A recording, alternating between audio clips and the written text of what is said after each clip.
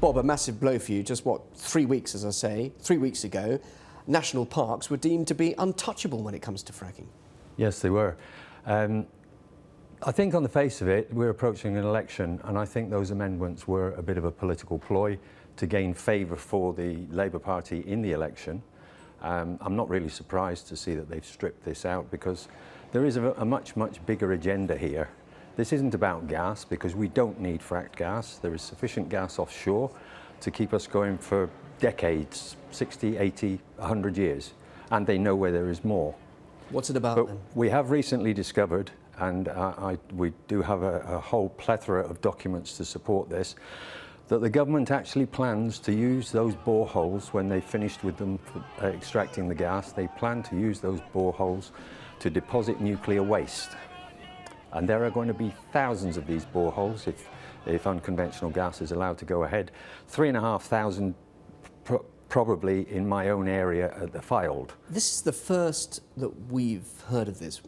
No other media outlet has talked about this. How come you have found this evidence which you find so compelling and convincing? Somebody pointed me in the right direction, so I went looking for a document. And what's the best place to hide something? In plain sight.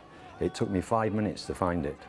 But it'd be fairly obvious, wouldn't it, if nuclear materials were being transported to areas, local communities would know about this, wouldn't they?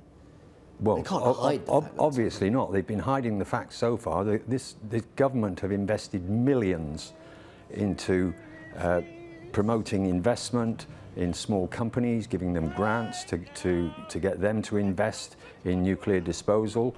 If the gas industry goes ahead, they will be drilling thousands and thousands of wells. Professor Andy Aplin from Durham University once said that it would probably be something in the order of 33,000 wells in Lancashire alone. All right, so let's put apart this nuclear allegation. Fracking itself, though, is that a problem? Particularly now national parks will be drilled underneath from outside the park. I mean, it's not going to have any impact on the park itself, is it? Well, I disagree with that, actually, because we recently had a drilling company drilling on an area within an SSI, Special Scientific Interest, that was a feeding ground for the pinkfoot geese that migrate from Iceland, Greenland, Russia into the Fylde, onto the River Ribble.